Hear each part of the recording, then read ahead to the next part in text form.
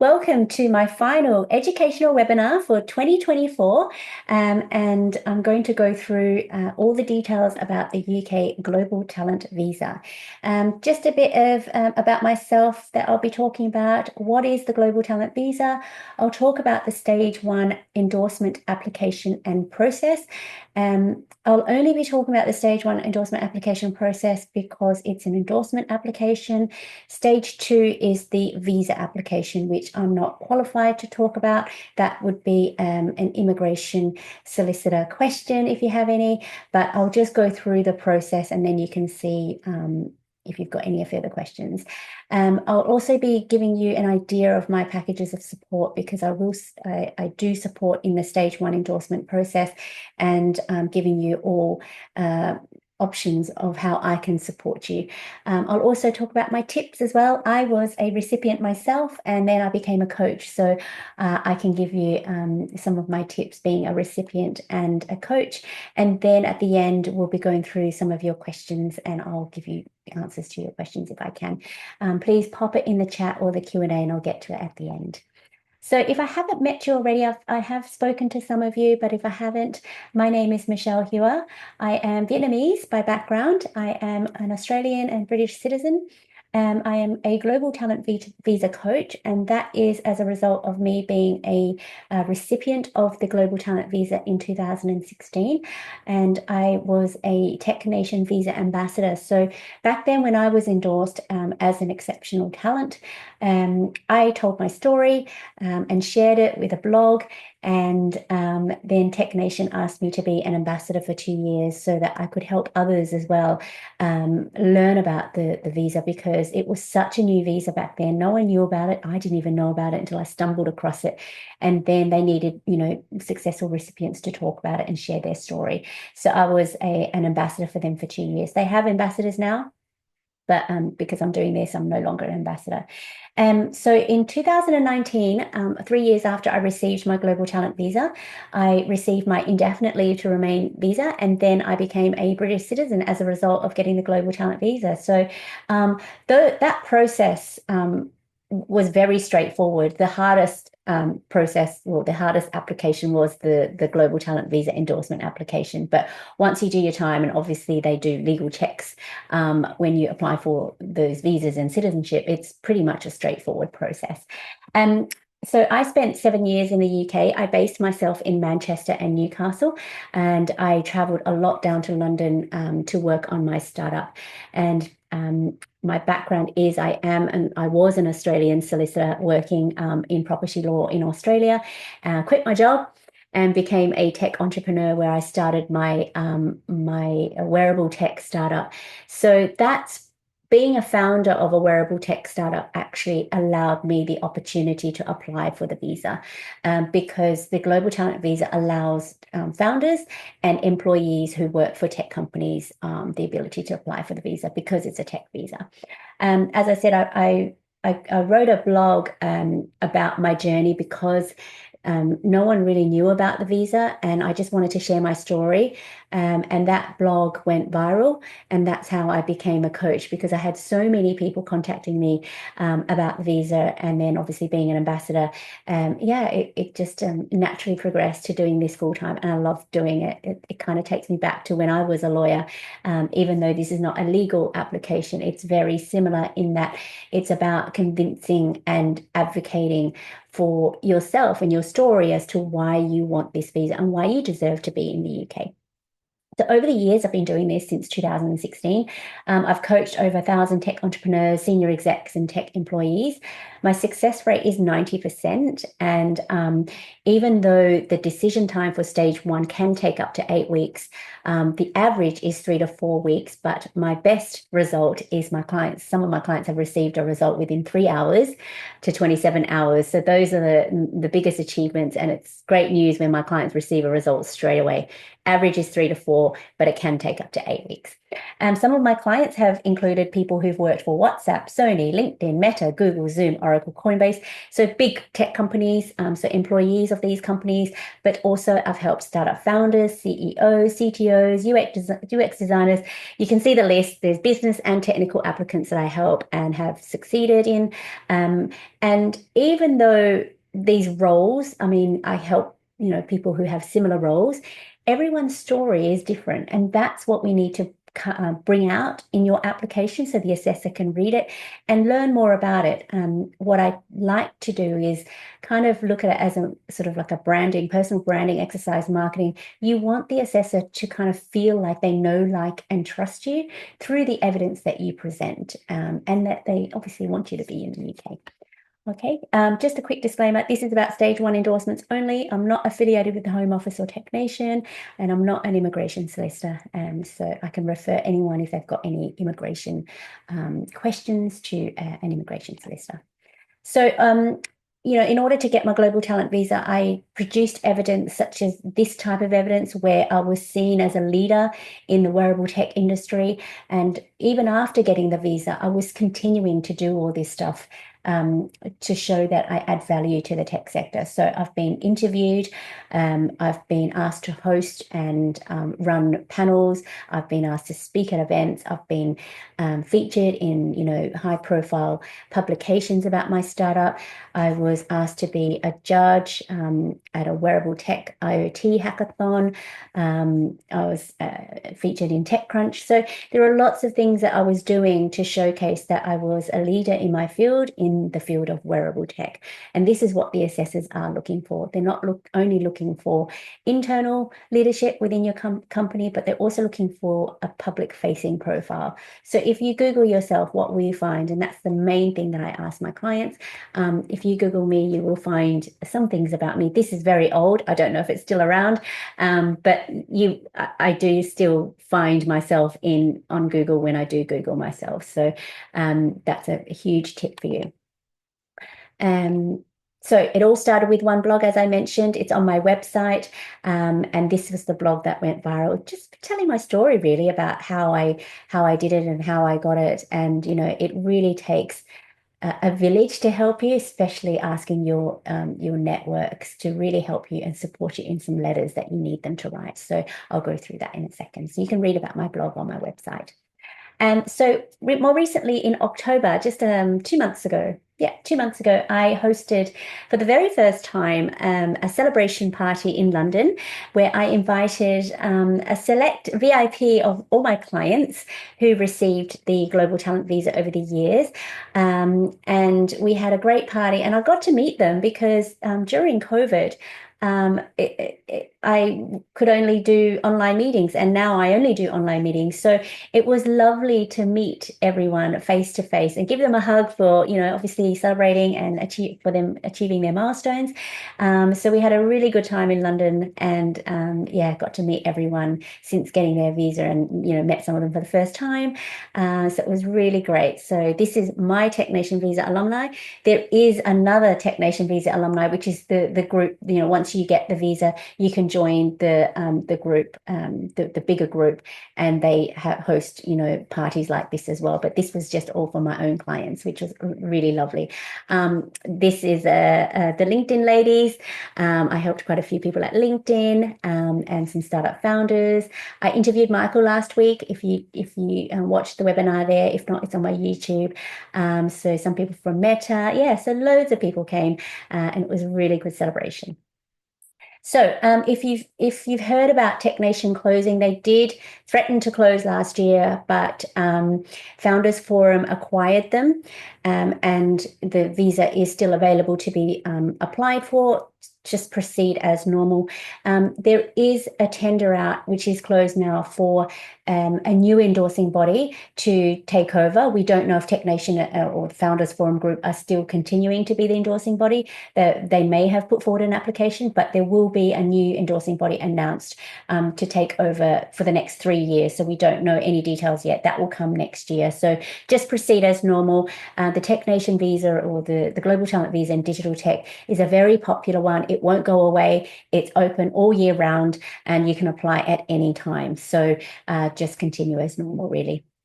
Okay, so what is the Global Talent Visa? It used to be called the Tier 1 Exceptional Talent Visa, and that's what I got.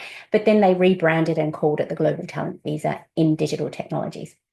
It's a special visa that was introduced to allow highly skilled tech entrepreneurs and talent or employees in digital tech the ability to apply for the right to live and work in the UK for up to 5 years. And then they can go on to get their ILR and citizenship. It's a two-stage process where the applicant must be endorsed by Tech Nation. So that's the stage 1 endorsement. And how they do that is they must meet the strict criteria by Tech Nation. And then once you are endorsed and you meet the criteria, you can then apply for the stage 2 visa, which is what I don't help with, but I help you with the endorsement so you can then apply for your visa.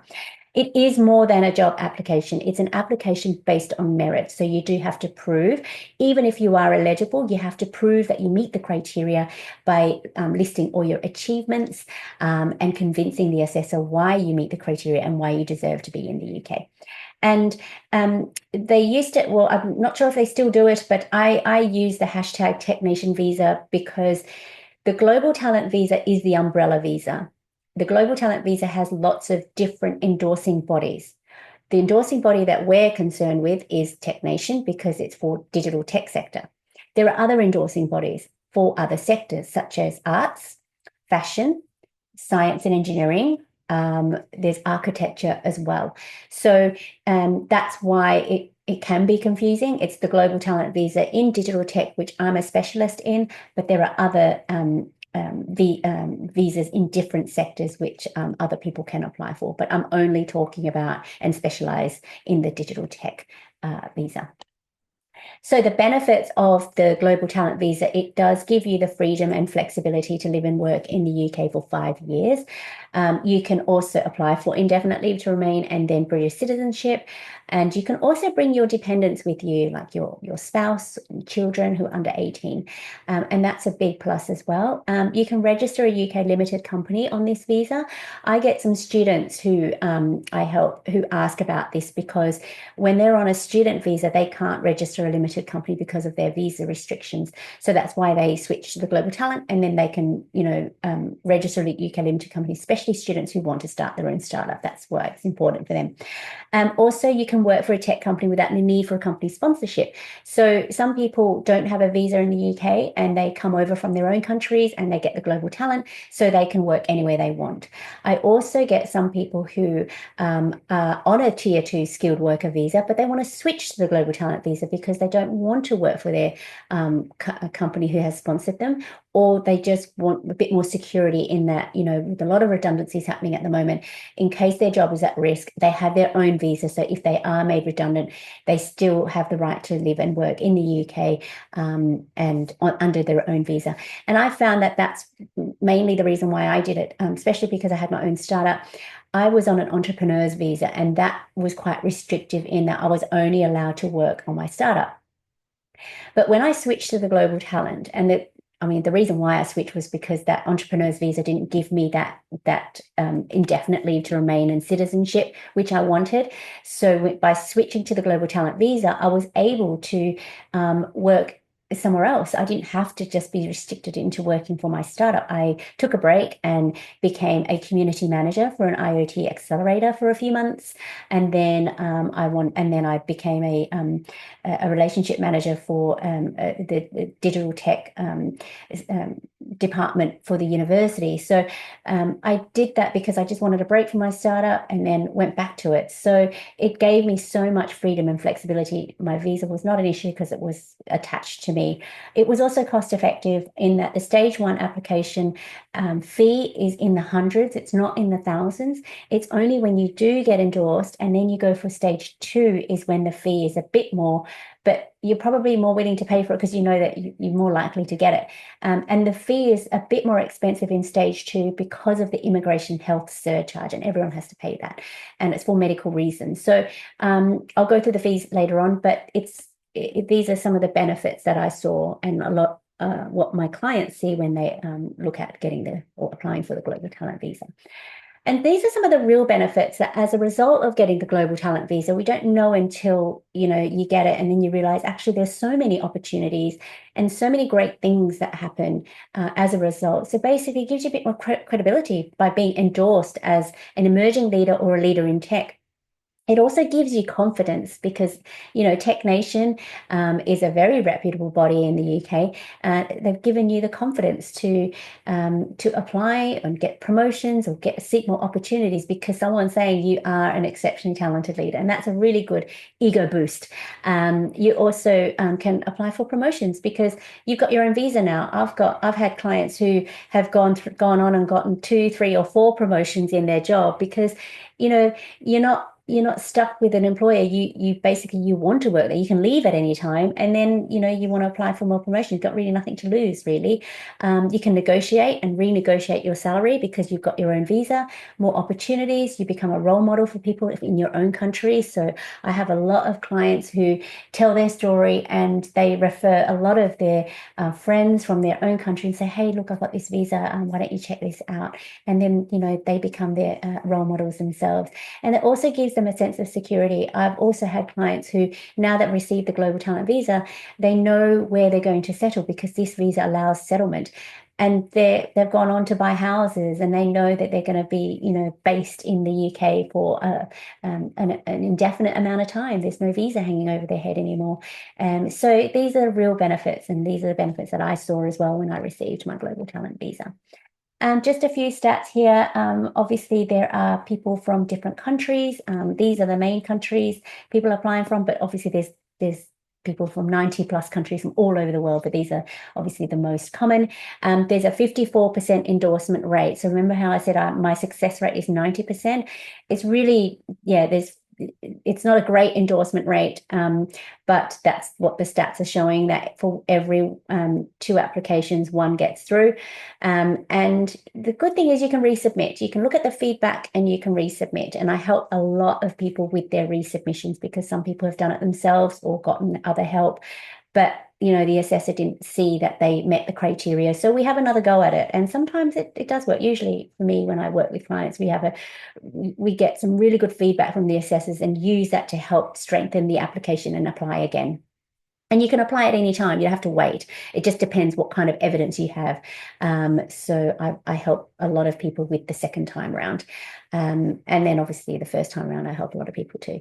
Over the years, there's been over about 5,000 successful recipients. It doesn't seem like a lot when the visa opened in 2014. So that was, nearly 10 years ago, and there's only been 5,000.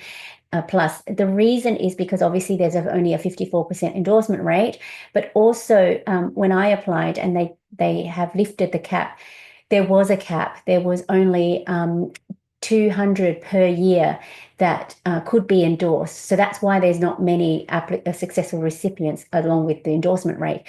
But a few years ago, they lifted that cap. So there's no longer, a cap of 200. Anyone who applies can be endorsed if they meet the criteria. So that's a relief because when I applied, my biggest stress was, oh no, there's a cap. And also, I could not get it because there wasn't a great endorsement rate. So now that's okay. Hopefully the numbers will increase now.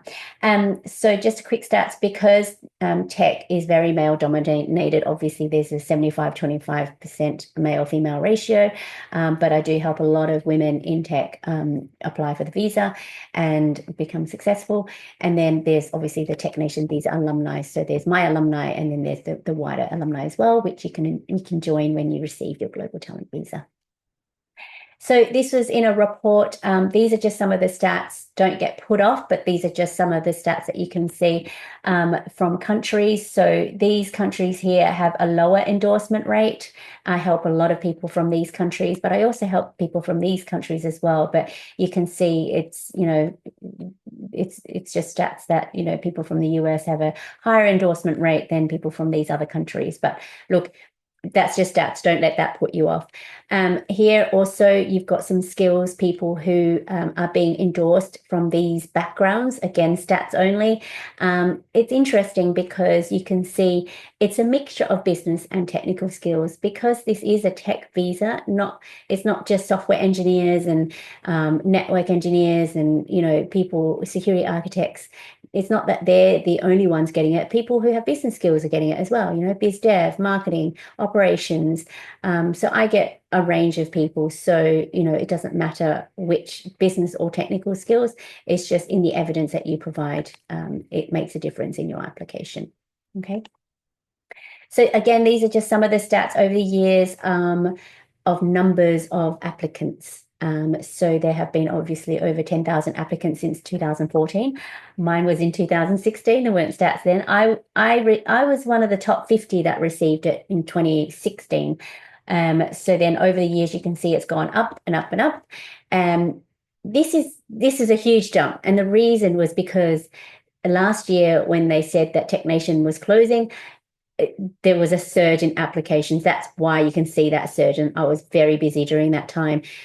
So I think even that announcement that it was closing, I think that actually gave a lot of promotion and marketing for the visa. So now the numbers are getting higher and higher every year. So you can see these are the applications that have been submitted. But then with the 54% endorsement rate, you can kind of make out that about half of them get in. Okay. So just looking at the process, right. So stage 1 endorsement, there's 2 steps within the stage 1 endorsement process. The first stage and the first step is you pay and register online at the Home Office. So you just put in all your details, your passport details, and you pay. It's £524 to pay. Okay, and once you pay and register online at the Home Office, you've got 30 working days to then upload your documents onto the TechNation portal. And that's when you really apply. That's when you upload your documents and you send it in through to TechNation. So you've got 15 working days, but then if you don't upload your documents, they will send you another email to say you've got another 15 days. So that's why it's 30 working days. So you submit it. And then you wait 8 weeks for a decision, up to 8 weeks for a decision. As I said, the average is about 3 to 4 weeks. When I applied in 2016, I had to print everything and send the huge packet of documents. I think it was to Sheffield or somewhere, and I did it by registered post, and then they had to go through it and read it. So there was no uploading of documents online at the portal. This is a more recent thing, which is so easy to do. Okay. Right. So once you get your decision, and the decision does come from the Home Office to say TechNation have endorsed you or not endorsed you. If TechNation have told the Home Office that you have been endorsed, that means you're successful, you go on to stage 2. But if TechNation have said, no, you're not successful, they will also give you feedback, which is, why you didn't meet the criteria. You can read that feedback, and if you feel that the assessor has made a mistake in your application, in reading your application and making the decision, you can appeal. Now, the criteria, there's 3 criteria. They can say that you've met 1 criteria but not the other 2. So you have the right to appeal on the 2 that they did not endorse you for. But you need endorsement for all 3 criteria to pass. So you can appeal on the decision and say, and just reiterate the evidence that you've submitted.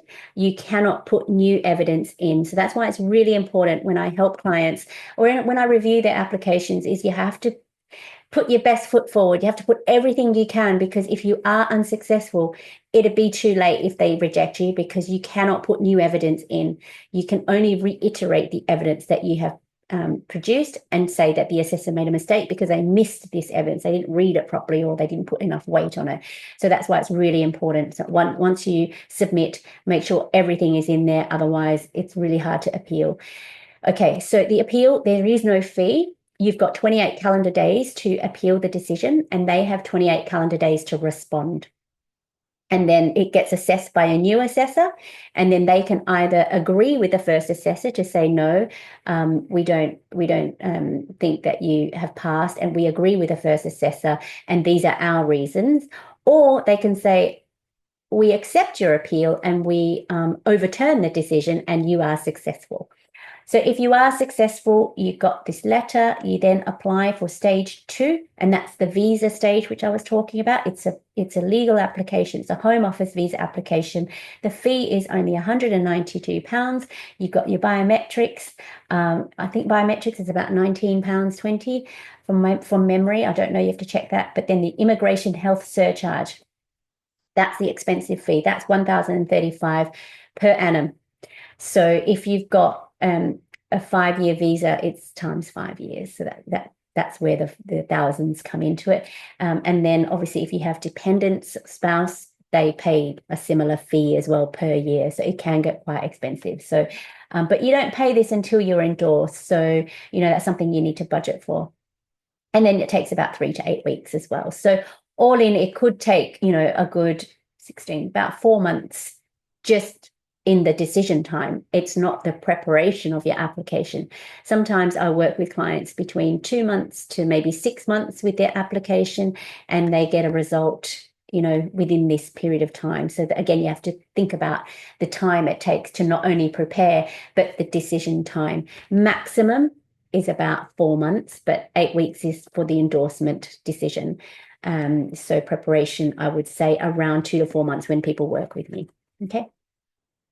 So I'll just quickly go on to eligibility now. As I said, you can be eligible if you have a technical or business skill. So if you have a look at these technical skills, this list is not exhaustive. So, obviously because tech changes so quickly, but just have a look at these skills and roles and titles. And if yours isn't in there, you pick the one that's closest. But it's the business skills that a lot of people ask me about. Business skills is all about selling the product or scaling the company. See, so if you can see all these, it's about growing, selling products, making money for the company, whereas this is about the developing of the product. Okay. So another thing where people aren't eligible, and I get a lot of questions about this, and people who work for consultancies like Capgemini, Wipro, Tata, Infosys, they're consultancy companies, and unfortunately if you work for one of those, you are ineligible. So I do get a lot of people asking because they're on existing visas, and they're working as an outsourcer or consultancy, and it specifically says it's not suitable for this. It's because the global talent visa is all about developing or selling products which the company that you work. I'm sorry, I think we just disappeared, and I'm going to, sorry about that. I'll just get my my presentation back on track. And I hope you're still there. I can see you kind of are, which is great. Sorry about that. Just give me 2 seconds and I'll bring up my my presentation again, and I'll continue on.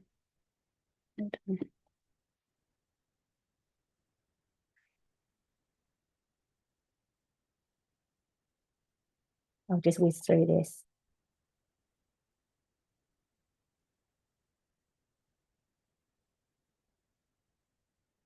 Okay, so I discussed about eligibility.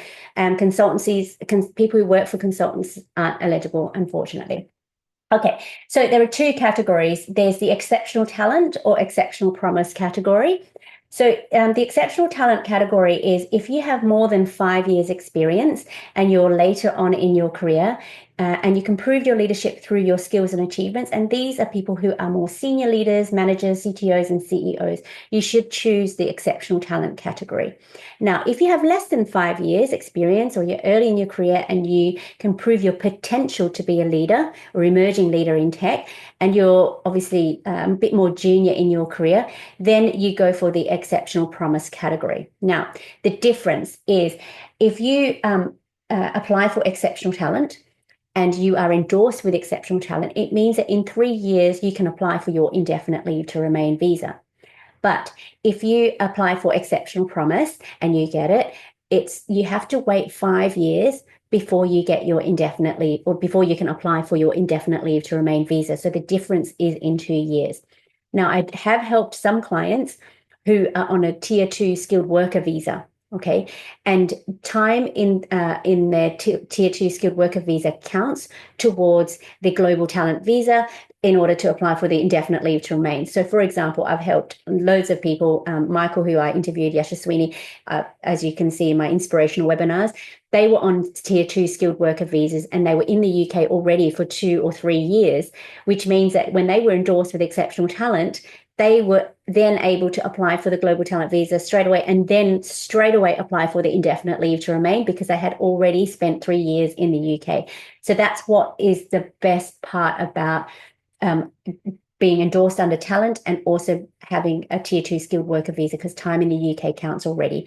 For me, when I had my entrepreneur's visa, that time in the UK also counted, but there are some visas that time doesn't count. For example, people who are on student visas, time in the UK doesn't count towards the indefinite leave to remain. So those are the things you need to check with an immigration solicitor if you need to work out time and how you can switch to the global talent visa. Okay, so this definition is really important because this goes towards why and how you can apply for the visa. You need to be working for a product-led digital technology company, okay? And that's what this visa is about. It's about building or developing products or selling or products or growing a company that develops products. And they have to own these products, the companies that you work for. So the definition of a product-led digital technology company is defined as a business that provides a proprietary digital technical service, product, platform, hardware as their primary revenue source. Some of my clients work for companies that develop products and they do a bit of consulting. Now, you have to prove that it is a product-led digital technology company based on this definition. So if the consultancy is the primary revenue source over the product development, then it's not a product-led digital technology company. See, primary revenue source must be the developing of the products. So, and this is why people who work for consultancies aren't eligible, because they're not product-led, because they've been outsourced by probably product-led companies. So it's the creation of software, processing, storage of data, or the creation or application of technical computing hardware is often a central aspect of their business model. So, and it also excludes general consultancies, outsourcers, and technology-related consultancy groups who focus on process, service delivery, or solutions or systems architecture. And I have had people who have advised, no, your company is a consultancy, you may not be eligible and you may get rejected, and they apply anyway, and unfortunately they are unsuccessful. So I can help determine that for you, and usually if you are working for a consultancy and it's unfortunately you're not eligible, and they will reject you on that basis. So your application pack would look like this. You have to produce 15 pieces of evidence, 15 documents, okay? And it's been likened to like a PhD of your career. Everyone needs to provide a CV up to 3 pages, a personal statement up to 1,000 words or 7,000 characters, and also 3 letters of recommendations by experts in your field. And this is really important. It needs to be people who are credible, reputable, who also have a public-facing profile, who can vouch for the work that you have done with them and why you are an exceptionally talented leader or an emerging leader in tech. Okay, so that's 5 documents. And then the next 10 documents are from the mandatory and optional criteria, okay, which you choose. So there's 5 criteria and you choose 3, okay? So you choose either obviously exceptional talent or promise. And then this is the mandatory and the optional criteria. So there's one mandatory, you have to choose this one, okay? That's the leadership criteria, and I'll go through that in a sec. So you need to produce 10 documents of mandatory and optional criteria.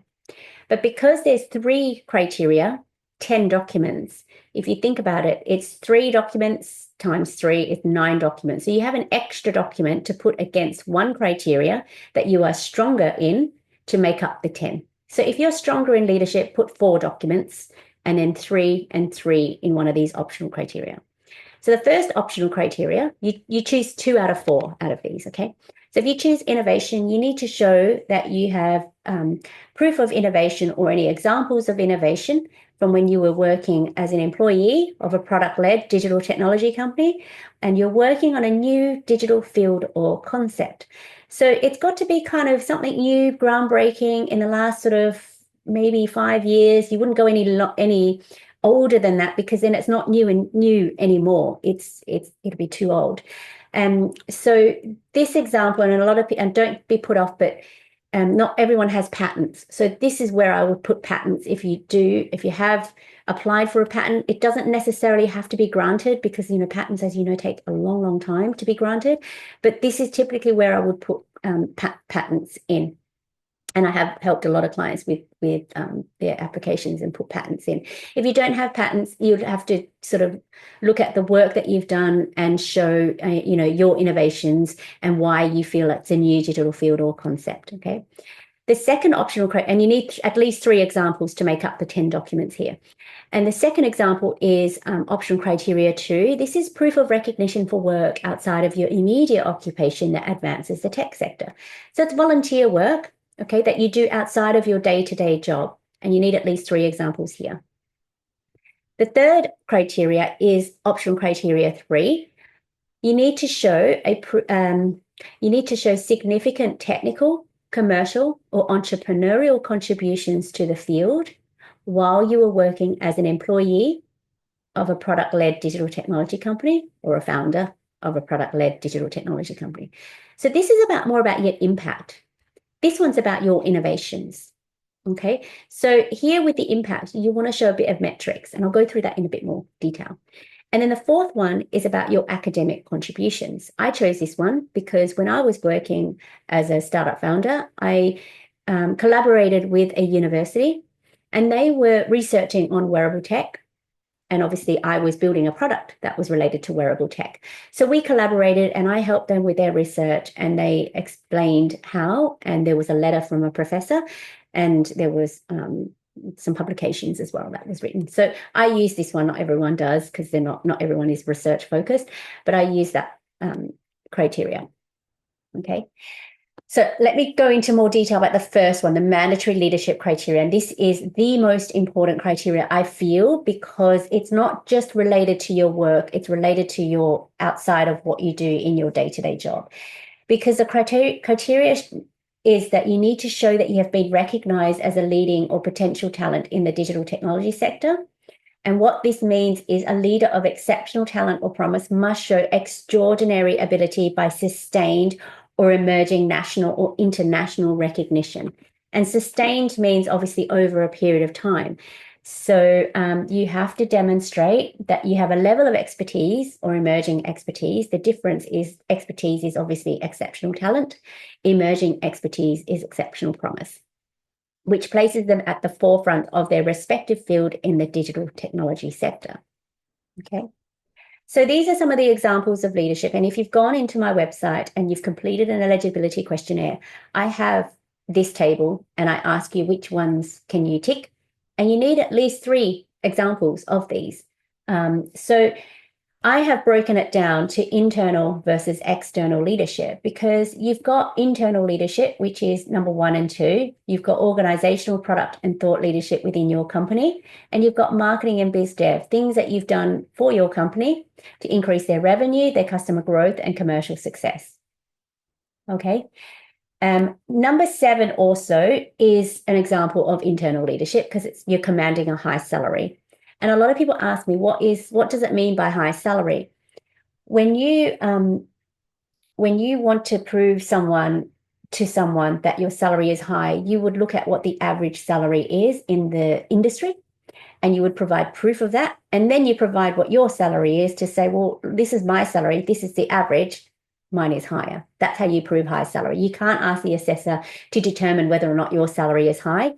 You need to put forward that evidence and say, well, I've done the homework. This is the average salary according to this website, and this is my salary because this is my contract, and this is why it's high. The assessor will probably tick that, maybe. But it's up to you to do the work. You can't ask the assessor to determine whether or not your salary is high. Now, external leadership, thought leadership, is about what you do outside of your day-to-day job.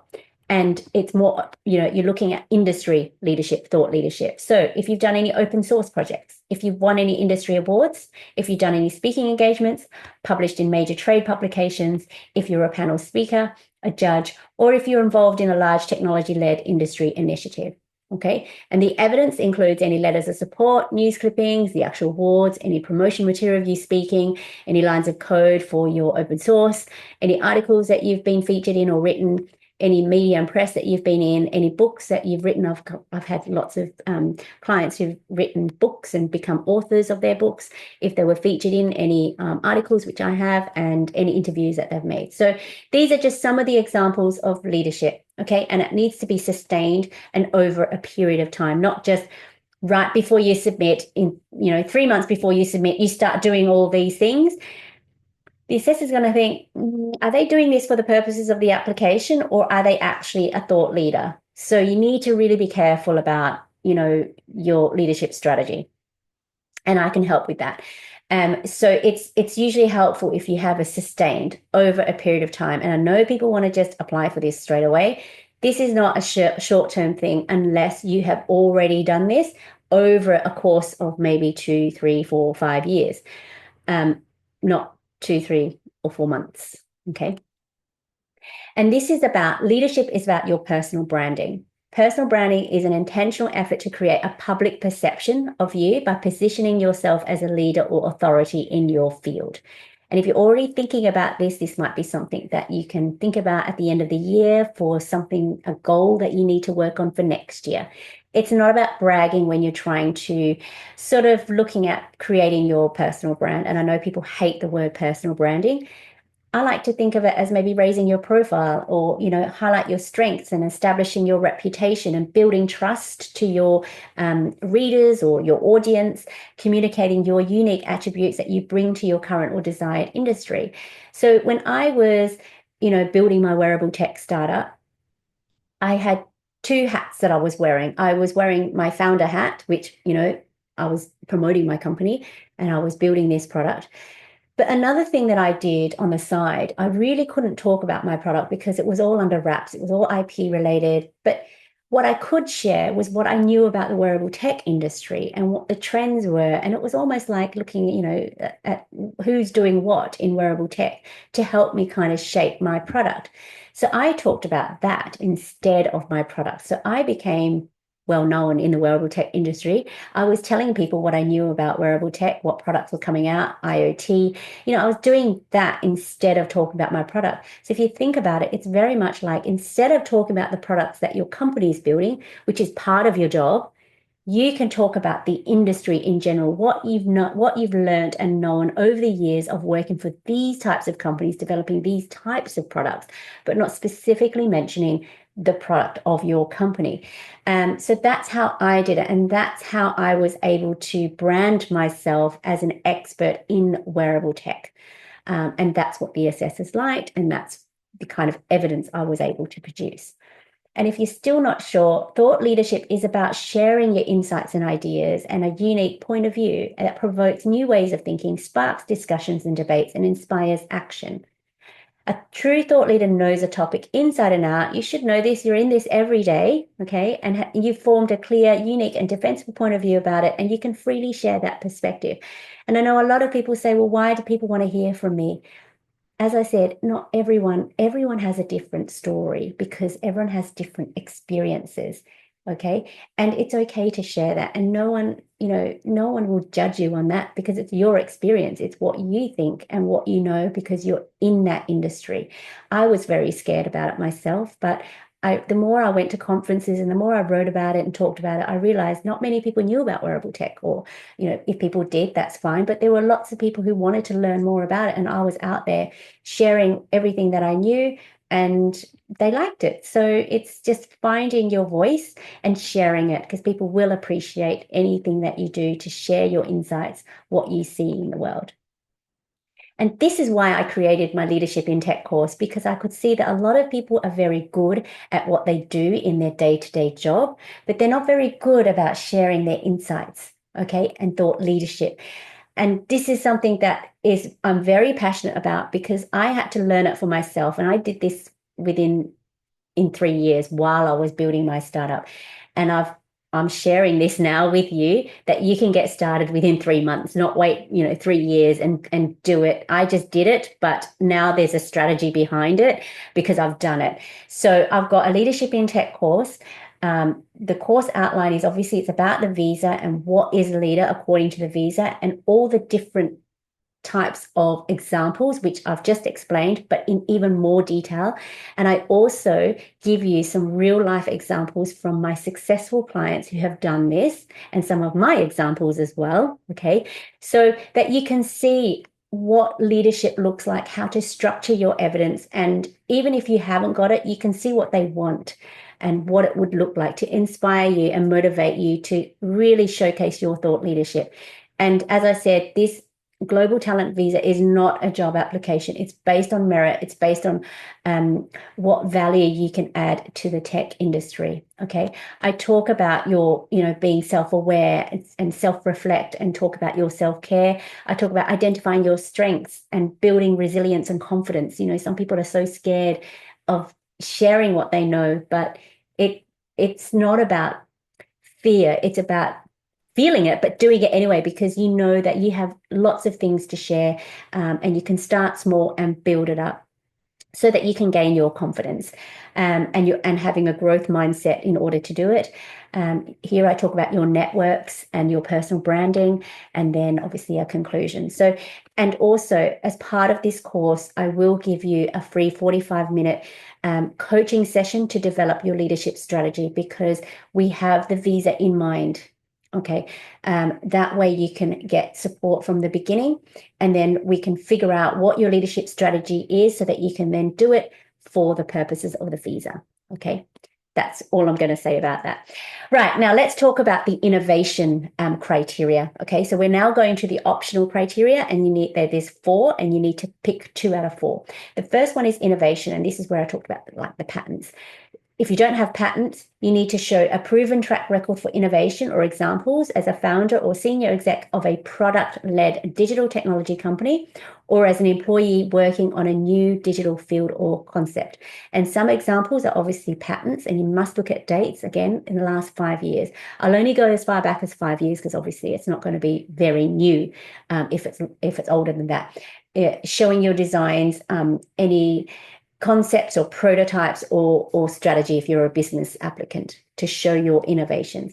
Now, I do highlight employment contract. The employment contract, according to the guidelines, are acceptable forms of evidence under innovation. I completely disagree with that, okay? Please do not put your employment contract under the optional criteria 1 innovation, because an employment contract doesn't show innovation. And a lot of my clients have done this, and the assessors have rejected it, even though it's in the guidelines.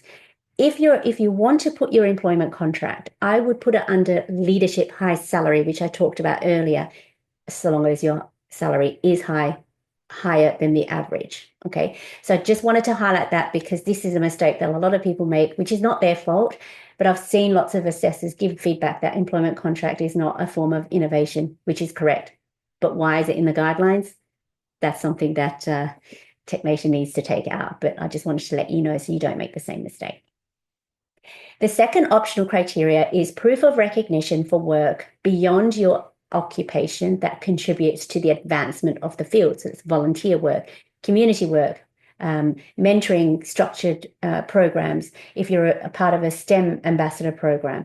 They've said that mentoring at universities is not accepted. They also say mentoring at startups is not accepted as well. But if you've spoken at conferences, it needs to be more than 100 people, and it should be at the main stage. So these are things, again, it's very similar to leadership, okay? And it's about the work that you do outside of your job, and it advances the tech sector as well. I wouldn't choose this criteria unless you've stacked your leadership criteria with similar evidence. And if you have more than 3 pieces of evidence under leadership, you can then choose proof of recognition and add more documents similar to that under here. Okay. Otherwise, if you put all your documents of all these examples under proof of recognition, your leadership you might not be able to fulfill the leadership criteria. But because you have to choose the leadership criteria, stack that first. If there's any spillover, pick this criteria. Okay. The third criteria is impact criteria. If you need to show that you've made significant technical, commercial, entrepreneurial contributions to the field as a founder, senior exec, or employee of a product-led digital technology company. Okay, so you can see there's a trend of product-led digital technology company. And for me here, to the field is important, because to the field could be to the industry, to the customer, or to the company that you work for. So there's three types of impact that you can show, and you need to make that clear. Metrics and growth. So you need to show any metric. Impact is about metrics. I deal a lot with clients who say they've done all this work and then they're so busy in their job that then they move on to the next project. And that's normal because you're so busy in your job. But I come in and say, well, can you just talk me through, so what did you do the work in your company? Can you just take me back to what was the impact that you made to the company as a result of the work you did? And they're like, oh, okay. So they have to go back and have a think about, well, what was my impact? What did my impact do for the company, to the customer, or to the industry? So they go on a bit of a journey to find out what their actual impact is. And it's usually supported by metrics and growth. Okay. Letters of support. Use the word I instead of we, because this application is about you. A lot of people talk about teamwork. We did this, we did that, and our impact was this. The assessor's not assessing your team, they're assessing you as an individual who's applying for this visa. So you need to make sure that you use the word I. And it's small, but it's very effective. Look at the analytics and revenue. Look at before you worked on the project and after. Okay. Your potential impact and scalability to the company once you've done it. Looking at company awards, industry awards that have been won as a result of the work that you did. If they won some innovation awards because you were working on developing the product, that's impact. If they raised any funds, so I helped clients with raising, series A, B, C, and they were a critical part of that, that's impact. Okay, but you need to have proof. And then here it's impact to the company, customers, or partners or industry. So that's an example of impact. Fourth one is academic contributions. So as I said, it's about research. So if you can show that you demonstrated exceptional ability or examples in the field by academic contributions through research published or endorsed by an expert. It doesn't include, if you've done your master's or PhD, it doesn't include that thesis that you've done for the purposes of getting your master's or PhD. But if your thesis has been published in a reputable journal, then that would be considered, they would consider that more so, because you've taken it out of the master's and PhD thesis into industry, and to show that it's been published by a reputable journal. R&D grants, any innovation vouchers as a result, any academic research and letters of support from professors would be considered evidence that you could submit under OC4 academic contribution. Okay. I have to take a breath because we don't have much time left, but I will get to your answers, your questions. So finally, my top tips. It's your chance to tell your unique story here. Your tech network is about your net worth, because as I said, you need letters from these people to support you. This process is about self-promotion. Being eligible is one thing. Meeting the criteria is a whole nother thing, and it requires a good strategy to put in place all your documents. And again, contact me sooner rather than later. I have so many people who contact me after they get their result. And there are so many gaps that I can see that if they had just come to me before they submitted, I could help them submit. And then, maybe they wouldn't have received an unsuccessful decisions. But, once they have, it's fine. We deal with it and see if they should appeal or resubmit. And don't assume the assessor knows anything. Okay, you have to pretend the assessor knows nothing, and you need to explain everything in a lot of detail within the 3 pages, and do not put links unless you've got a screenshot of the image and you're sourcing the links. They do not click on links. And the assessors not only assess you, they also assess your experts. Okay, so this is why we Google you and we Google your experts to make sure they're reputable. And again, you want the assessor to know, like, and trust you, and you want the assessor to know, like, and trust your experts. Because there's no interview process. It's just 45 pages that they need to read and make sure that you've convinced them enough that you deserve to be in the UK. Common questions. Are you eligible? These are the answers that questions that I answer and help you with. How do you present your documents? What is relevant information? Who can be my experts? How do you show your innovations? How do you show your impact? How do you show you're an exceptional leader? And where do I start? And you've received an unsuccessful result. What should you do? Should you appeal or resubmit? And I help with all of that. So this is my website, michellehewer.co.uk. You can have a look at, I've got loads of information on there, but more in particular, my eligibility questionnaire. I need to assess your eligibility to then determine whether or not you may be able to meet the criteria. Again, two separate things. You could be eligible, but you might not be able to meet the criteria. Okay, so have a look at that, and I'll invite you for a free discovery call if you are eligible. These are some of my packages of support. I did get questions on that. It's all on my website, but just briefly, my package of support ranges from online resources in the form of my leadership in tech course, my membership area. I've got a strategy session that helps you from the very beginning plan and map and roadmap your application of what it could look like, and then you can get started. I have a review package of checking things before you submit. And then I have a premium coaching package that, I help you from start to finish. And that's where my value is, because I help you. I handhold you throughout the whole process. I work on your documents with you, edit, make comments, and really work with you between 2 to 4 months to help you with your application. And I also help people with their appeals as well. So just quickly, I know I don't have much time, but I will stay on for questions. My membership area is online resources. There's all these templates, explainer videos, my application, how to avoid appeals. It also includes my leadership in tech course as well. So this is everything online ready for you to have a look at if you're ready and you want to do it yourself. Okay.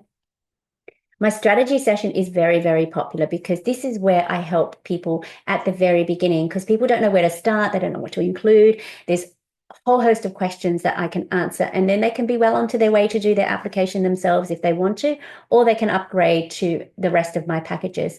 But this is 2.5 hours. You get all access to my online courses as well, my coaching, advice, mentoring, and support. So this is how you can start your application, structure it, support to decide, okay, what criteria, what evidence, who your experts are going to be, what your future plan is, and what is your professional story. Okay, and you'll get a checklist, and you'll have all your experts, who they're going to be, all the criteria, what documents against every criteria, what you can say, what should you include, and it's a clear roadmap of your application. And I have a lot of people just take this one because they just need initial guidance, and then they can be well on their way to doing the application themselves. Otherwise, what they can do is after the strategy session, okay, they want part support. So £4,500 is my review, but obviously it includes the strategy session as well. So I'm helping you from the beginning. I help you in the midway point to check some of your documents and to have a check-in call to answer any questions. And then you can be well on your way to doing your application and give it to me before you submit. I act as the assessor, and I review and I'll make comments. Some of my review document can be between 15 and 25 pages long, depending on what your application looks like. So you will get a detailed comments and what to change and what questions, gaps that I see that need to be filled so that you can put forward a very strong application. So you have a full review before you submit, clear feedback on your application, guidance on how to improve it as well before you submit. Because when you get assessors feedback, if you do get assessors feedback, they just say what's wrong with it. They don't tell you how to make it better. For me, in my review, I tell you what's wrong and I tell you how to make it better. Okay. And then finally, my bespoke VIP coaching package, that's end-to-end support for stage 1. You get all my online courses, you get my coaching advice and support for sort of 2 to 4 months. It depends how long. I'll stay with you to the end, to when you submit. We work on 2 documents per week. We get weekly calls with action items and tasks. So you do some work, I do some work, and we get together and convene, and then obviously do the task and come back and convene each week for 8 to 12 weeks. I also help you identify and highlight and structure all your achievements, success, impact, innovation, and leadership in the tech sector. I edit and review all 15 documents. I ensure you fulfill all the criteria based on the evidence you have, and a full review before submission. Okay, so this is end-to-end support for stage 1 only. These are some of my successful recipients. Yeah, there's loads of them, but these are the ones that have agreed to share their story on my YouTube channel. So you can always look at that and listen to all their stories. They're from loads of different countries. And it's really nice that they do share their story. Not everyone wants to share their story. So I do appreciate everyone who does, because, you know, when I applied, I had no one. And it's so nice that people do share their story. And especially those who do it themselves the first time and don't get it. And then I come in and help them with their second application. And it's such a transformational process. They see what their first application looks like. They see the second one, which we submit, or they submit, and they say it's completely different to what they did the first time round, which is great, because they can see where they went wrong and see how much better their application is the second time round. Final bonus tip: start working on your external thought leadership now. Don't wait. You can always work on it. It's an ongoing thing. You never stop working on your thought leadership. You need to build evidence to improve your confidence, job prospects, because it's not just about Global Talent Visa, it's about your job prospects only. And it's also for the Global Talent Visa endorsement process. More information is on my website, YouTube, LinkedIn. You can have, you know, access to me through these channels. My website's the best place, or obviously these webinars, and you can email me as well. Right. I'm sorry I took so long. Let's have a look at some of your questions. And I hope you enjoyed this presentation. I'm sorry about the glitch in the middle, but typical of this. Right, I've got loads of questions and I'm going to go through them if that's okay. And if you have to go, thank you so much for coming. And I'm sorry I did go over, but I am recording this, so you can catch me or email me. Okay, so someone has, okay, not sure if they're eligible. Okay, so eligibility is an important one. So if you want to, it's really hard to just answer your question. If you want to complete my eligibility questionnaire on my website, we can have a chat. But it looks, yeah, so yeah, some people are all over the place in terms of their background. Okay, some people have student, they work in business, they work in technical. It's quite varied, and I deal with that all the time, because no one is just black and white. It's gray. So we look at, when I look at your eligibility, okay, are you a technical or business now? Okay, if you're a technical now, we put you under a technical applicant, but you have a story, you have a business background, or usually it's the opposite. People who have a technical background usually then go into business. So the criteria allows you to show both, but we need to make it really clear in your documentation.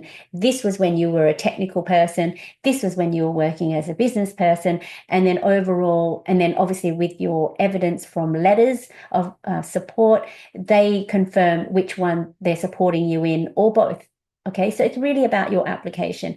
I need to assess your eligibility of where you currently are at now. Okay, it looks like you co-founded a SaaS product startup and you work for a startup. So it looks like you've got startup experience. Okay, but it depends on where you're working right now, and then we can build your story through the evidence that you create. I hope that helps. And thank you so much for some lovely feedback. I always do like to have some feedback from people, because I work on my own, and I've been doing this for so long, and I'd like to know how I'm helping you. If I am, I do hope I do. This is what I do every day. I know what it feels like, because I was in your shoes. I was on a entrepreneur's visa that was expiring within 2 months, and I had no option then to apply for the Global Talent Visa. And if I didn't get my Global Talent Visa, I was back to Australia. I couldn't stay in the UK. So I really do understand, you know, the struggles, the pain, the stress involved. I didn't sleep for 2-3 months when I was working on my application, and I got my endorsement 2 weeks before my visa expired. So that was so lucky. Otherwise, I'd just have to pack up and go. And I know what that's like. So thank you so much for your feedback. I really appreciate it. Um, okay, so someone's been on their student visa for 3 years, and if you switch from a student visa to global talent, again, student visa unfortunately is not one visa that you can use your time in the UK that counts towards ILR. So your time starts from when you get the global talent visa. So if you're a student, you get the endorsement, you're on a global talent. And if you're a student, I'm assuming you're going for exceptional promise. You have to wait 5 years before you apply for your indefinite leave to remain. So I hope that helps. And then your British citizenship. Um, okay, so so there's a question about, can you register a limited company if you're on a skilled worker visa? Okay, and then apply for global talent. I think he can. I'm not too sure. I'm sorry.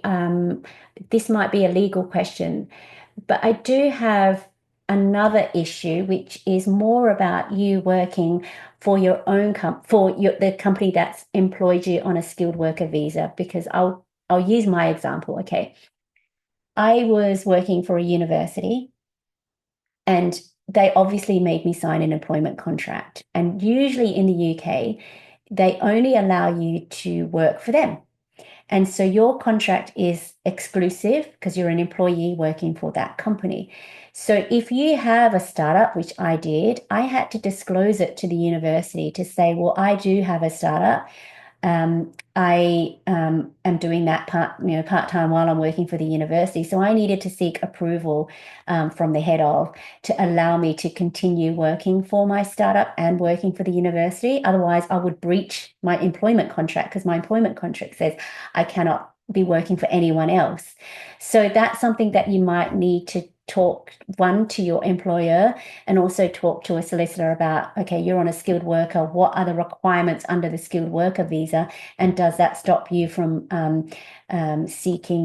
from registering a UK limited company as well? So because you're under a sponsored visa, so they may have restrictions there. So you've got two kinds of advice you're looking for: one, approval from the company for a contract issue, and one is the visa issue, if you're allowed to do that. So I'm sorry, I can't answer that question, but I understand, the question that you're asking.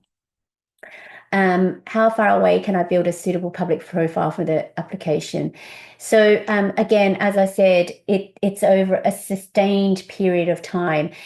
So this is why my leadership in tech course is there. You can get started within 3 months, but I would probably, it depends how much experience you have in the tech sector. So if you're someone who has more than 5 years experience, having all this leadership stuff in 6 months prior to application, when you've got 5 years worth of experience, the assessor might say, and I've seen this feedback from assessors, what did the applicant do prior to the 6 months? They've got 5 years worth of experience. So that's something that we need to really look at. And this is why my leadership strategy would really help and determine, and this is a long-term plan, not a short-term plan if you haven't started on your leadership yet. But there could be lots of other things that you can include, such as your internal leadership, and we can discuss that and see, well, let's look at the timeline of your career and see where we can put things in place. Okay. Okay, so yes, someone's asked about product-led digital technology companies versus working for the government or the banks. Okay, and that's a common question that is asked, and thank you for asking that question. So yeah, product-led digital technology companies doesn't usually include government organizations that you've worked for, universities you've worked for, banks, unless they are fintechs. Banks, traditional banks, just think about it this way. What is the company that you're working for in the business of? And if they're in the business of financial services, that's not product led. They should be in the business of developing products or services or platforms. And that would generally tell you the answer if it is product led. And this is one that I get a lot of the time. So really look at, what is the company in the business of? Is it in the business of developing products, services, platform, or hardware? And that would generally tell you if it's product led. Okay. Even if you're working for a government organization, you could be eligible, okay, because you have a technical skill and a business skill. But then when you go dive deep down into the criteria only talks about product-led companies. So this is where I get a lot of clients say, well, I'm eligible. And I'm like, yeah, but I don't know if you're going to meet the criteria because it specifically says product-led. So that's where it gets difficult. Eligibility is one thing, meeting the criteria is a whole nother thing. Okay. Um, and that's why your next question is technical applicants from non-technical organizations, they are eligible. But then when you look at the criteria, that's where you might hit the block. Where is it a product-led digital technology company? Um, yeah, so business profiles have over 18% endorsement rate. Yeah, so I don't know if it's a good thing or bad thing. I think it's quite low, but I want it to be higher. These stats were in 2021. They're kind of generally the same across the board, so they haven't really moved that much since 2021. But yeah, I would like it to be a bit more equal, but I guess with technical applicants, they have a higher endorsement rate than business, but I do help a lot of business applicants get through as well. Okay, someone said they can't hear, but I hope people can hear now. Okay, so right, so volunteering work. Again, this can be put under, and I'm very structured and regimented in what evidence goes under what criteria, obviously, because I was a lawyer and I'm very pedantic about these things because I follow the guidelines. So, okay, volunteering experience. They can be non-technical, but let's look at it this way. Does it relate to tech at all? Yeah, that is the issue. So look at the organization you're helping. And I help a lot of applicants who volunteer for organizations that have a business spin or business um, relationship or benefit. But I'm always asking, what's the tech aspect to it? If it's business, but you bring the tech aspect, that might be a way to bring in your voluntary experience because obviously touches every sector, including business. So it really depends how and what story you're telling and how you add value to the tech sector. In this regard, yes. So some people are founders and they're very vocal within their student body, especially for students, and they need a leader to help, with increasing activity within the student union or body. But and that's fine, but what's the tech aspect to it? And if there's no tech element, we can't include it because this is a tech visa. So think about, okay, if you bring a tech element to it, even though it's not tech related, how you can tell that story, how you can bring value to the tech sector. And I hope that helps. On the face of it, it doesn't qualify, but we can talk about how it can, because you may not be thinking that way. And that's how I help people with trying to make it work so that you are adding value to the tech sector. You're just not seeing it in that way because it's not really clear on the face of it. Okay, so is it necessary to work on global talent to get ILR? Yes, because again, this is an immigration question. So for me, when I applied for my ILR, I had to prove that I was working and earning money while I was on my global talent visa.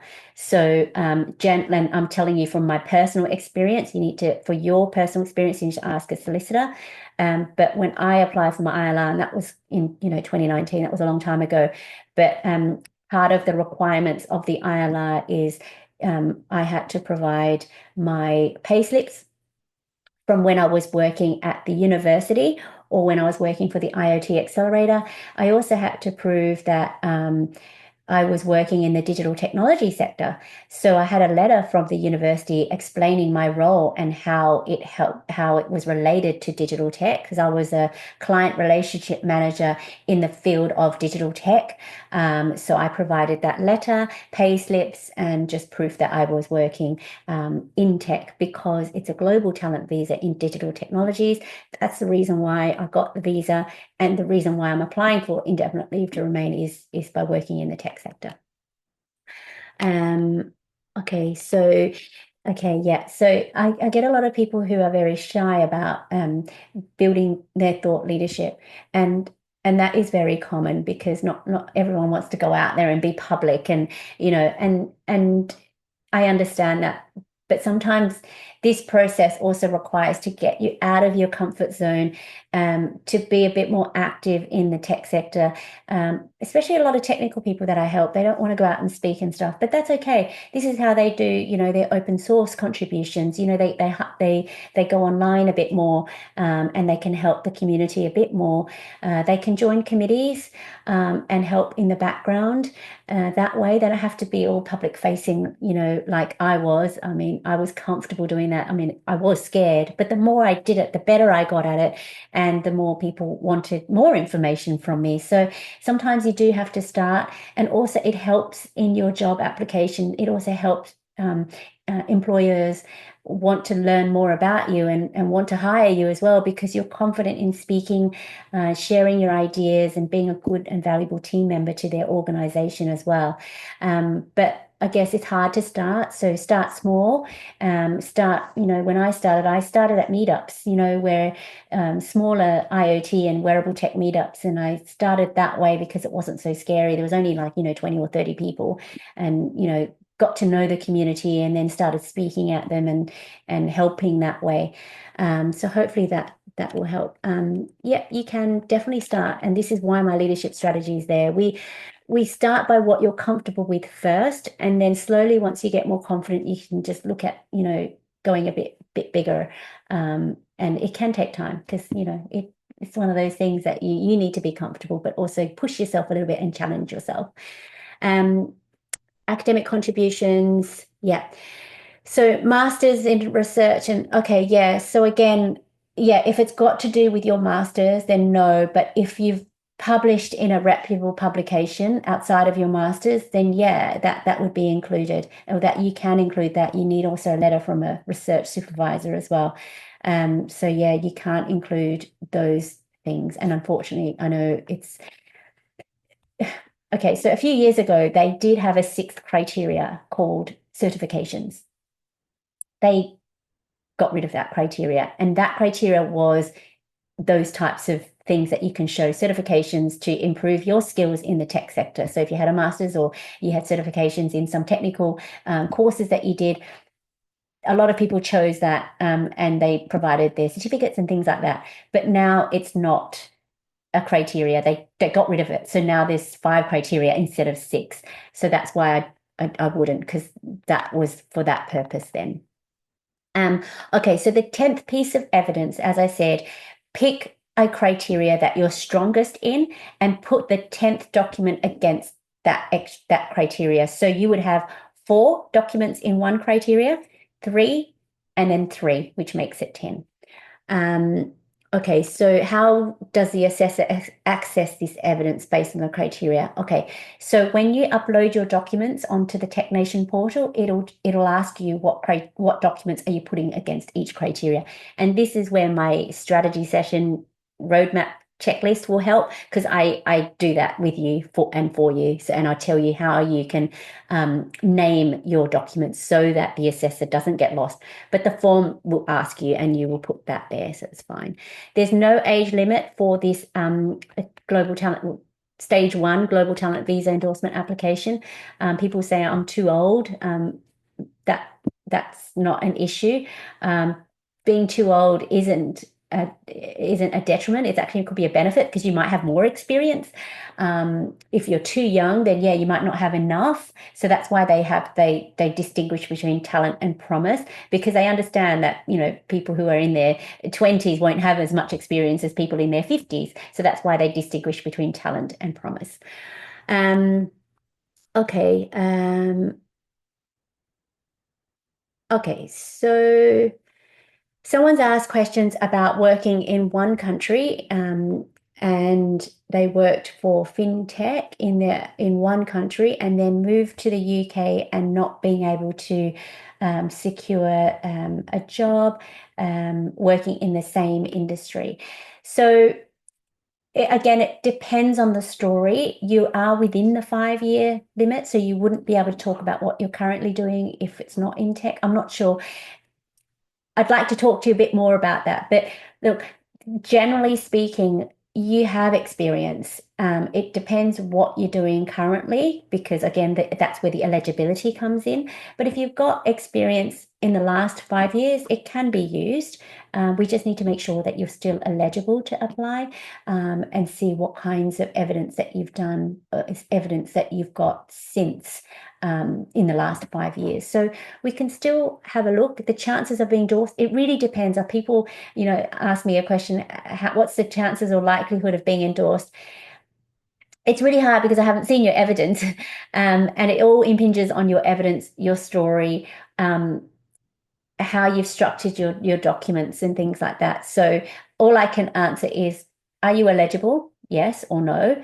And depending on your evidence, the likelihood. So I always give, risks. What's the risk of your application? I wouldn't give a percentage. More so the risk of, is it a high risk, low risk, or medium risk? So at the moment, um, it's not that bad. It's not too risky. You've still got a bit of experience, so we can talk a little bit more about what other evidence you can provide. Again, we need 10 documents, okay? And we need to have good examples from when you were working for product-led digital technology companies like a fintech, and what examples can you provide? Who can support you, and what have you done since? That's important. That gap, we need to talk about that gap and see if we can fill that gap somehow. Okay. Um, the procedure on how to get opportunities to be a permanent resident. Okay, that's an immigration question. So I can only talk about stage one endorsement for the global talent visa. That gives you permanent residency or ILR. There are other ways you can do that. You'll have to check with an immigration solicitor. I hear that the tier two skilled worker visa gives you that because a lot of my clients have been on skilled worker visas, but you need to obviously ask a solicitor about your particular circumstances. Okay, so data analytics consulting company, you've said that magic word, which is consulting. Unfortunately, just because you work for a consulting company, you're ineligible. Unfortunately, I have to be quite frank because I get a lot of these questions. People look at the guidelines, but they don't really follow them. And even Michael last week, he said, yeah, I saw the guidelines, but I just ignored it and I put lots of links in my application. And it specifically says no links. And this is the same. If you're currently working for a consultancy company, unfortunately, you're not eligible. But if you currently work for a non-technical organization, if you are a technical applicant, you could be eligible. But then when you go into the criteria, you might not be able to meet the criteria. As I said, eligibility is one thing, meeting the criteria is a whole nother thing. I've had applicants who are currently working for a product-led digital technology company at the time they're applying, but their whole background is in consulting. And unfortunately, the assessor said their background is completely in consulting. They only have a tiny bit of experience in product-led companies. They just didn't have enough evidence to meet the criteria. So unfortunately, they weren't eligible. But even though they weren't, sorry, not eligible, they weren't endorsed. Unfortunately, even though they weren't endorsed at that time, what they could do is wait and build up more evidence of working for product-led and work on their leadership to then apply later on again. So your journey doesn't have to stop if you are unsuccessful the first time. It just gives you an idea of where you're currently at and things that you might need to work towards. If you still want the visa, the global talent visa, you can still work towards it. I've had clients that have stuck with me for like 3 years, because they know that that's what they really want. So, I've checked in on them and made sure that they're going towards the goal, trying to meet the criteria, and they got it, which is amazing. I just remember I was living in, I don't know, Manchester and then moved to Newcastle and then finally helped them later on, 3 years later. So it was really nice. So it is, as I said, it's a long-term plan if you don't meet the current criteria right now. Um, yeah, so you do kind of have to work after getting the global talent visa. As I said, you need to prove that you have been working in the tech sector and you have been earning money working in the digital technology sector in order to get your ILR. That's what I had to prove to get mine. So yeah. You don't need to be working while applying for the stage one endorsement, only because some people are made redundant, and I help a lot of people at the moment with that as well. So it just depends how long you were out of work for. Obviously, we need to tell the right story as well, like what your story is, why you're not working, if you're in transition, and that's okay. So we can talk about that as well. Okay, so. Yeah, especially people who are working and starting their startups. This application is about what you've previously done in the last 5 years. Okay. And if you've got a startup and you've had a startup and you've been, building it, unless you've got some achievements in that startup that can help fulfill the criteria, the I wouldn't usually put much evidence in about your startup because there's not much been happening. What we could do is talk about your future plans in the UK, that you are a startup founder and your plan is to bring it to the UK, and work on that startup. That's your future plans. But if you don't have concrete evidence to show any achievements, strengths, fundraising, anything like that to show any, strong evidence about how you've grown your startup, I wouldn't include it because it's not going to add value to your application. So it could form part of your story, but the evidence we might not have enough evidence to fulfill some of the criteria. So I can talk to you about that in a bit more detail. Okay. That concludes the Q&A. I wonder if anyone's got any other questions. I know I'm a bit over, and thank you so much for staying. But I do really want to get answer all your questions because you spent some time coming to my webinar. Right, I've got loads of questions here about studying in the UK. Thank you for the feedback. During my time studying in the UK, you were working full-time remotely. Yeah. So yes, blessing, yes, you can show that, I would say, because you've got experience, as I said, the last 5 years of your career where you are now, you can include evidence for, so long as it meets the criteria. So yes, definitely use examples of when you're working in your home country. You guys are internationals. The more international experience you can show, you don't have to just show UK experience because not everyone is in the UK. But if you are in the UK, I would show UK experience if you have it, and experience in your own countries. And that goes towards the national and international leadership. So yeah, the more evidence you can show in your home country, that's great. Yeah, and I do have a lot of questions about people asking, I've got, 6, 7, 8 years experience. Can I still apply for the exceptional promise category, even though the exceptional talent category is more than 5 years? This is a tricky one, and this is something that I really want to discuss in detail to your specific circumstances. But generally speaking, it's the 5-year mark. I had a client that had 8 years worth of experience and he applied for exceptional promise. And the feedback, which means he was unsuccessful, because you get feedback if you are unsuccessful, is the assessor said, well, this person has 8 years experience. They should be going under talent. They've gone under promise. So what we've done is we've assessed them under talent. So even if you select promise, your experience shows that you've got more than 5 years experience. They're going to assess you under talent, unless you have a good reason. So it's something that it might need to be addressed in your application. They do specifically ask you why you are going under talent versus promise, or why you're going promise under talent in the technician form, because it really sometimes is up to the assessor's discretion.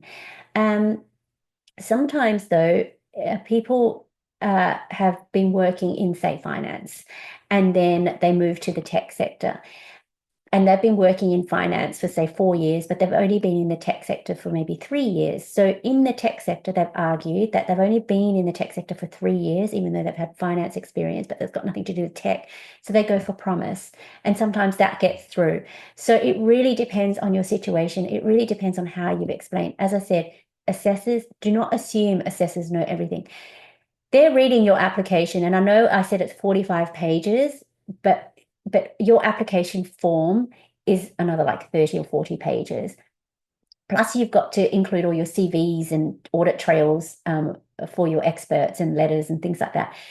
The whole application pack is about 80 to 100 pages. And if you think about it, someone has to read that.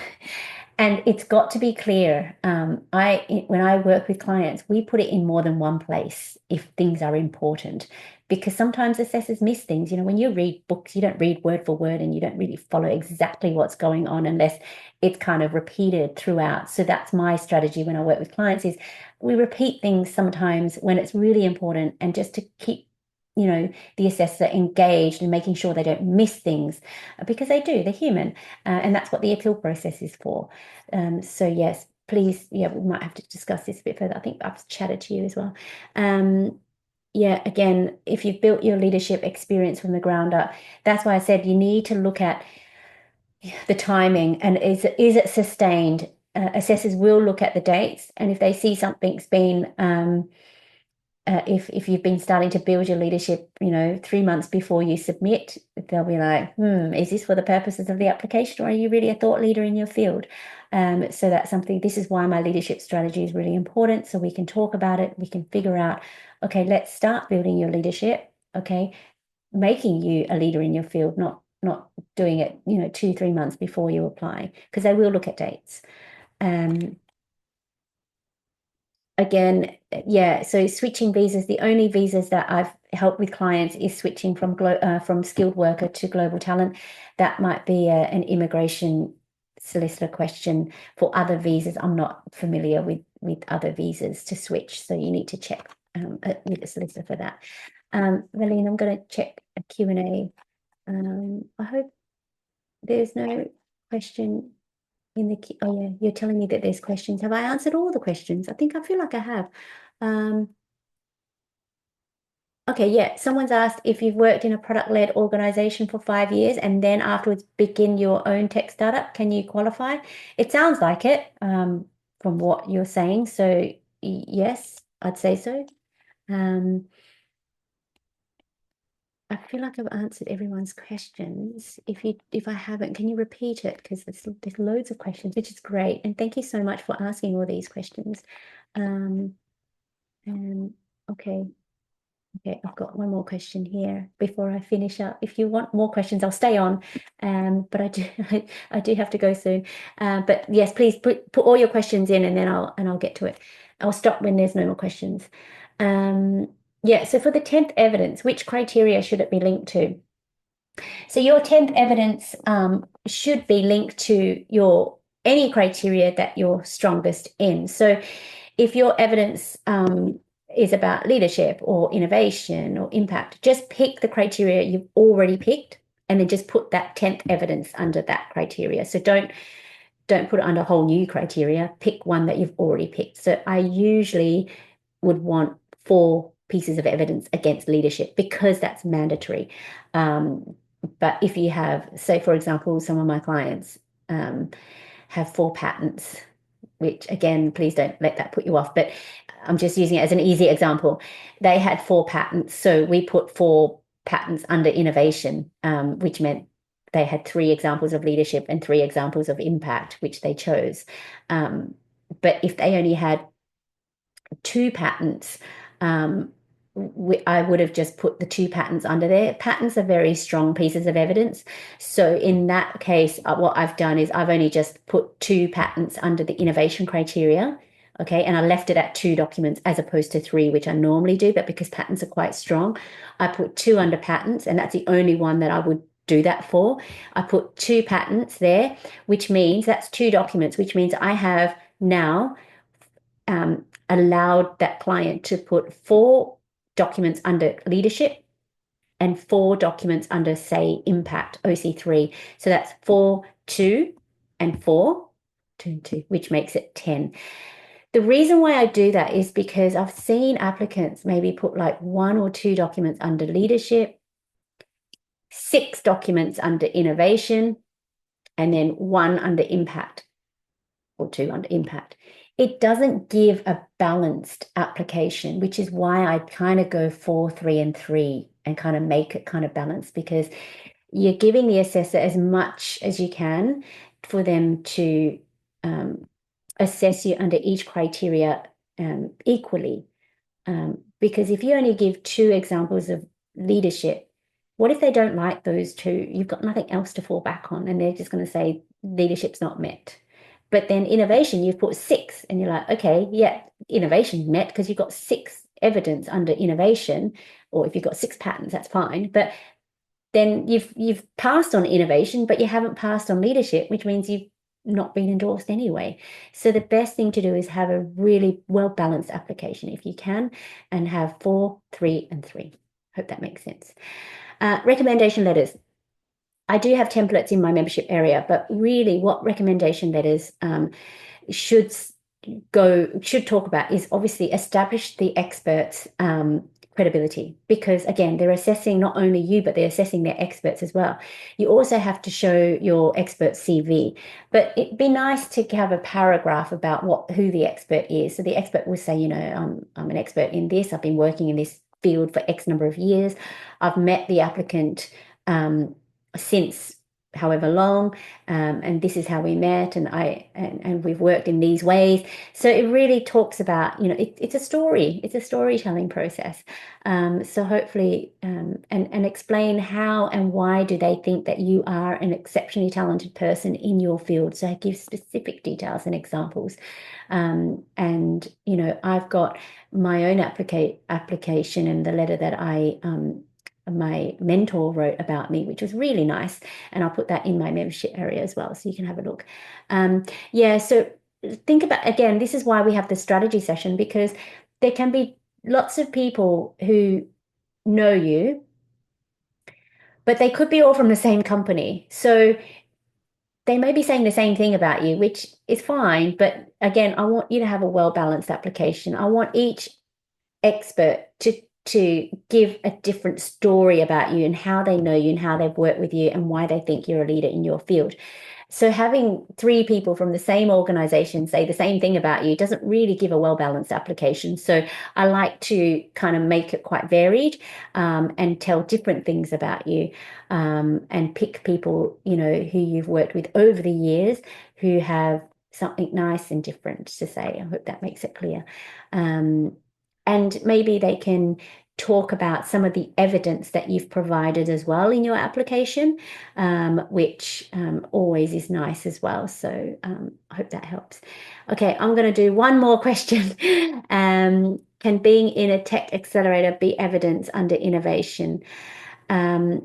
Yes, it can be, but it depends.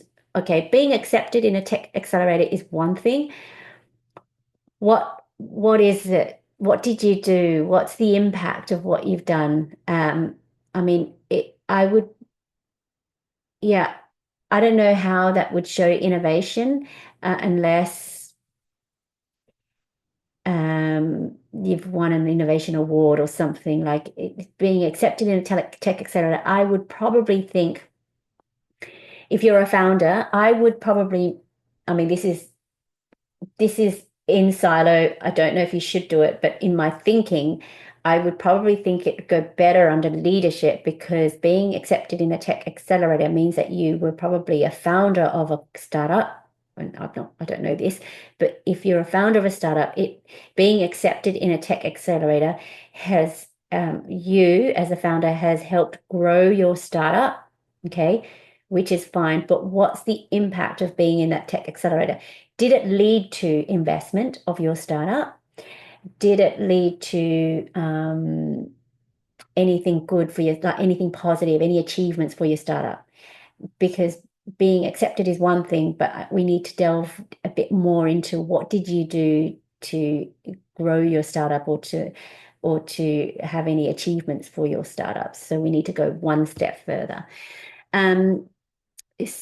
Yeah, so is it also bad to have 6 evidence for each criteria, mandatory and optional as well? Um, yeah, so you're limited to 10 documents for all the criteria.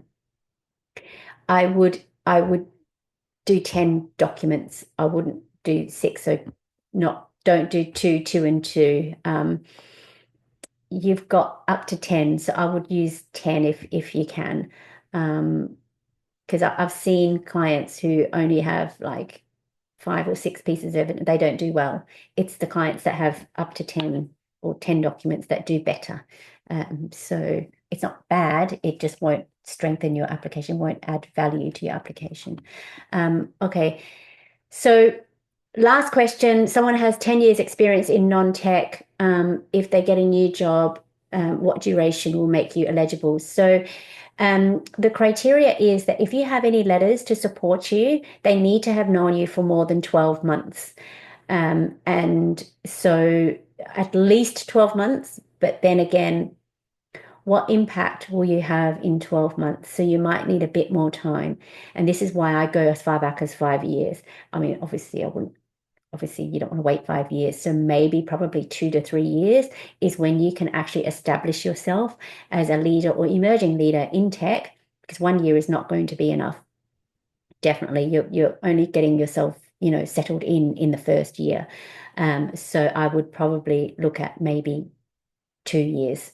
Okay. Because again, you need at least a letter from someone who's known you for more than 12 months at least. And I hope, and then that would be a bit more, it would convince the assessor more if the more people who've known you for longer in the tech sector. Okay, I'm going to leave it at that. And I'm so happy that you stayed on, and thank you so much. Have a great holiday season. And I'm sorry again about the tech issue, but we got back on track really quickly. And thank you again for staying on. Please go onto my website, answer my eligibility question, and I'll get back to you if you're eligible, and we can have a chat. But thank you so much. I really appreciate your time in staying. And as I said, I'll be around over the Christmas period. But again, have a happy holidays, and hopefully I'll see you next year and we can really look at, reflecting on your last 5 years and looking at achieving some global talent visa endorsement goals and getting you there to apply. Okay, my email address, one more time, is techvisa@michellehewer.co.uk. Okay, so I'm going to type it here so you can email me. But if it's about eligibility, please go through the eligibility questionnaire so that I can read all your answers, because those questions in my eligibility questionnaire, please answer them as detailed as possible, because I get so many and I need the answers so that I can assess you as much as I can. Again, it's a test, because if you're going to apply for the Global Talent Visa, it's like the assessor. They're not going to go back and ask you questions. They're just going to look at your application and they're going to make a decision. And unfortunately, because I'm so busy and I get so many of these, I have a look at it. And if you don't give me all the answers, it's going to take me longer to assess you, because I'm going to have to go back to you and ask for more. The assessors won't do that. So please give me as much information as you can so that I can assess you quickly and get back to you and then invite you for a free discovery call. Okay. So thank you again so much, everyone. And I'm so happy that you all came, especially at this time of year. And I will see you. Watch out for my newsletter tomorrow, and I will see you hopefully in the new year. Bye.